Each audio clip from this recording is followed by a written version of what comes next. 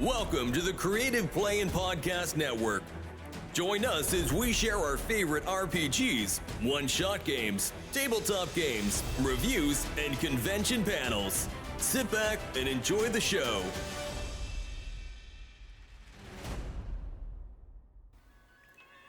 Hi, this is Kelly, aka Trixie from Ragnarok and Roll, assigned to Ragnarok Story, and Tilda Wimblewick from D&D Journey of the 5th Edition.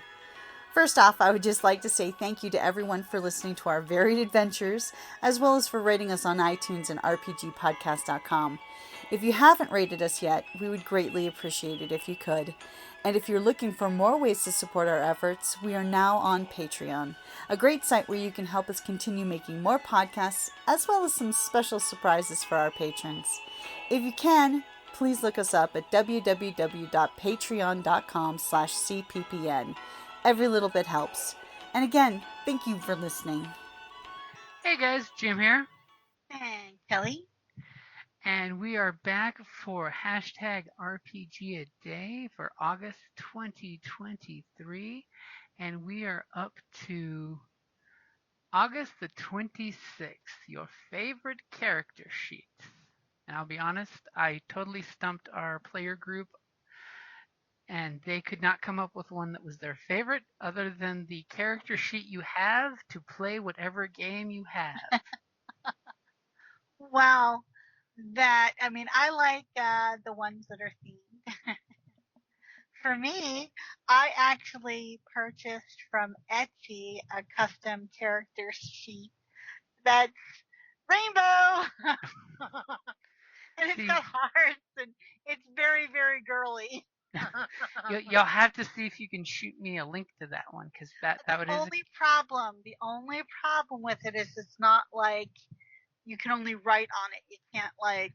Oh, that's right. It's not form fillable. Exactly. Yeah. So that is the big problem with it, but it's pretty, and stuff. So I'm still trying to find one that I can, but I like the old D&D one where you could just fill in it would just do it. Form fillable and all the math. Oh yeah. That is my favorite, is one that has a form fillable, because that just makes life so much easier. Although I really do like it was only a couple bucks on Etsy for the D&D character sheets, like the initiative and stuff, like the hit points is in a heart, and there's like little crystals and rainbow, and it's pretty. And I totally am going to have to find the link for it, but there was a D&D one for folks with reading issues that use symbols instead of words, that really describe, like, strength was an arm curling up. And I'll have to find the link for that one too, because I actually heard good things from some players that have a little bit of dyslexia and things, and it made it a little easier for them to use that too. So I'll totally have to get the links for that one to share. But I will say my absolute favorite character sheet is oggdude's, because it's a character generator that prints beautiful colored character sheets for Star Wars. That way it makes it super easy for certain GMs to run up characters instantly and put them out there. True. Oggdude's it takes a little getting, especially if you're not familiar with it. But, it's not that bad of a learning curve. It does have a learning curve, but it's not too bad. And it's fairly intuitive over the years of him working on it, which is nice. And it's totally free as a character generator. You just look up oggdudes. Yep, so it's the oggdudes, that's OGGDUDES, Star Wars character generator and GM tools. It's one of my favorites because it lets you print up really cool character sheets in a pinch and NPCs. You just have to make sure that you're not breaking any copyright rules, which oggdudes is pretty good about. Alrighty, Kelly, anything else for you?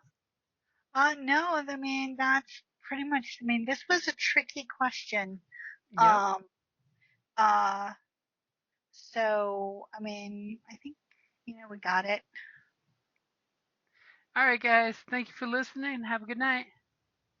Bye. Thank you for listening to the Creative Play and Podcast Network. If you enjoyed our show, please check out D&D Journey of the 5th Edition and Ragnarok Enroll a Scion Hero to Ragnarok Story. Also, check out our Patreon page for more content and behind-the-scenes things, as well as joining us for a one-shot game or two.